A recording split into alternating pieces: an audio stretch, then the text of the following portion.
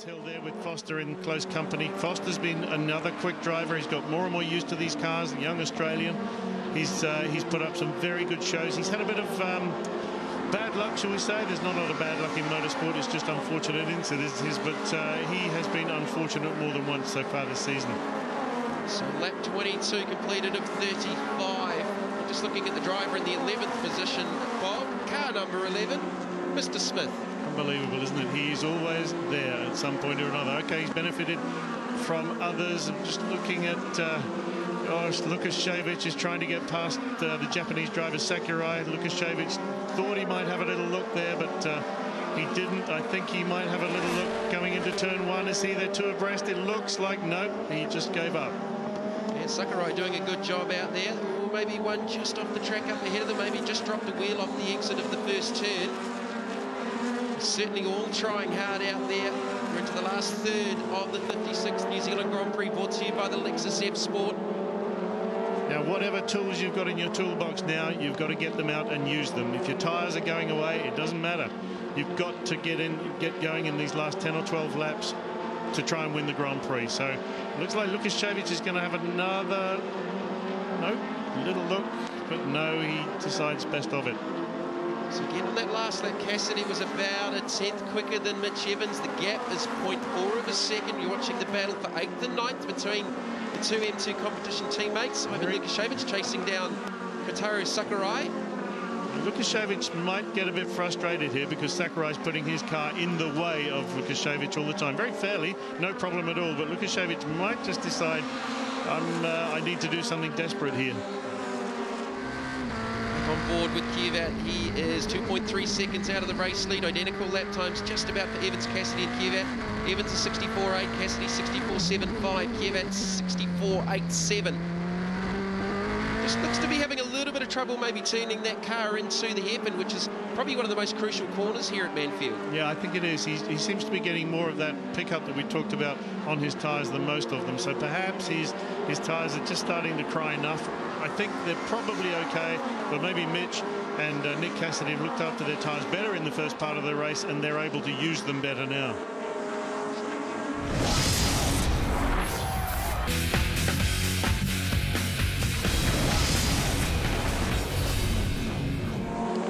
Evans out of Higgins with just 6 laps left to go. He may have just decided to make his move because the lead is now 0.7 of a second, and it's probably the biggest gap we've seen during this race. I think you're right. Maybe Evans has been just saving the best for last for himself. We'll see what his lap time is this time. It was 104.572. Well, it's 105. He's actually gone a little bit slower, but the gap is down now to just 0.3 of a second again. So yeah. Cassidy has thought, okay, bud, you can do it, so can I too. I think he lost some time out of that final corner because it was a fairly big gap. He might have just run it a little bit deep. We just caught a sight there of his brother Simon Evans nervously looking on in the pits here at Manfeild.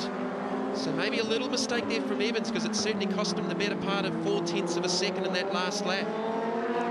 Maybe that little mistake was brought on by the side of Cassidy in his mirrors all the time. Well, Cassidy just about done his fastest lap in that last one, is 64.639. Kvyat's picked up the pace, 64.575. But he's 3 seconds down on these two.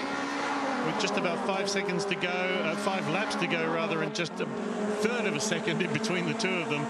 It's I'm getting overexcited here. I'll have to calm down a bit. This is real good racing from two of New Zealand's finest young drivers.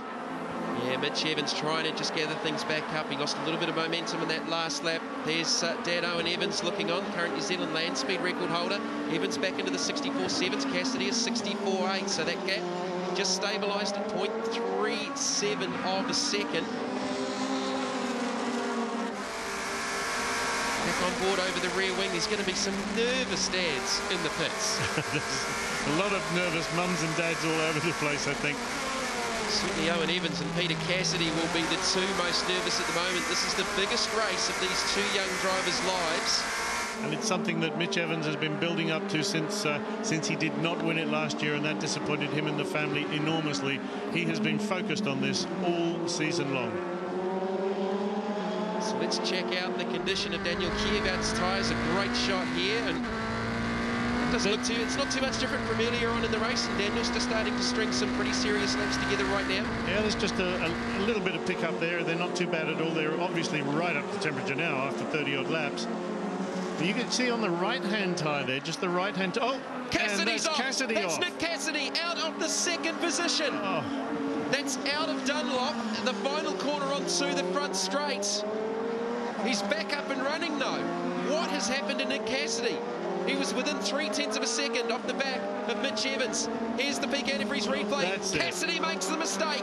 He gets on the curb. The curb is no good for racing, but luckily he just bounces over the curbs, bounces high under the curbs, catches that piece of dirt and just puts him sideways. Unbelievable. That has just cost him a chance at the New Zealand Grand Prix. The Evans family, I don't think they realised who it was. No, I think they realised exactly, Jamie, but that shows just how close New Zealand families are with each other. They could see, I think, that Cassidy was spinning there and they were concerned for him.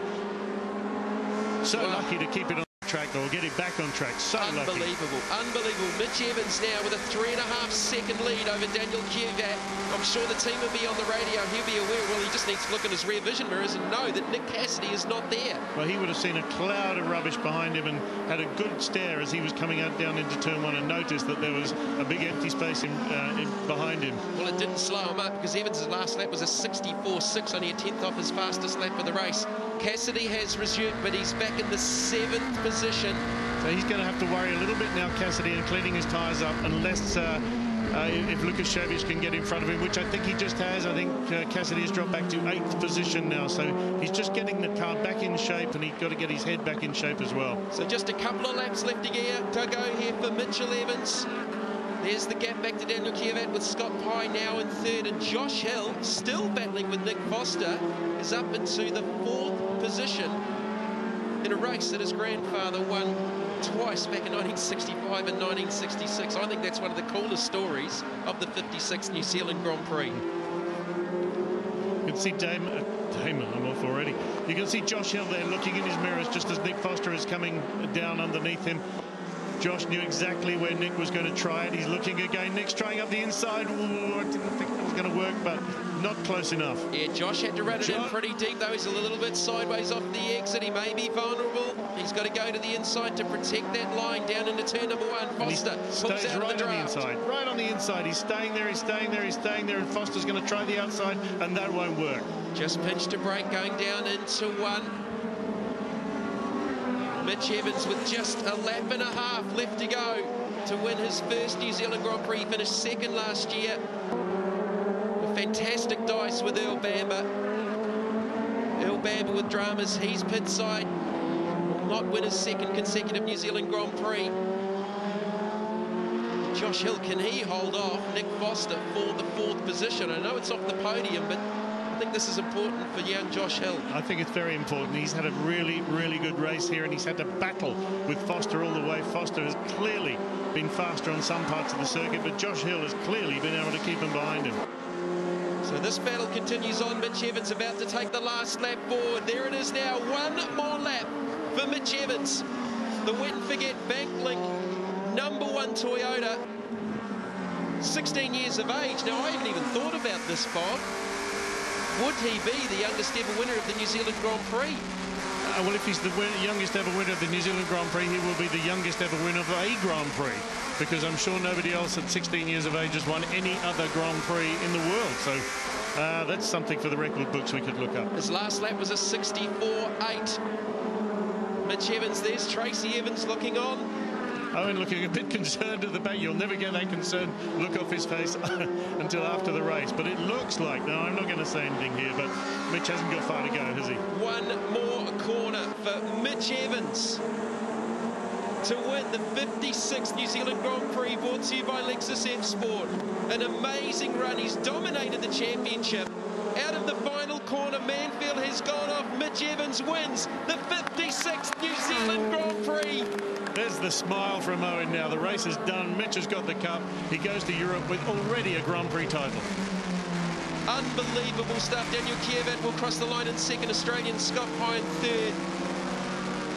But young Mitch Evans wins his first New Zealand Grand Prix at just 16 years of age. Unbelievable stuff. Well, what a result for Mitch Evans. He wins the 56th New Zealand Grand Prix, brought to you by Lexus F Sport. Daniel Kievat, the young Russian, in second. Australian Scott Pye in third. How about Josh Hill in fourth? His grandfather won this race 2 times previously in 1965 and 1966. Nick Foster in fifth. Mario Farnbacher in sixth. What a fantastic race. Mitch, I know it's been a tough year for you. You wanted this so badly. What did it feel like out there in front of the field?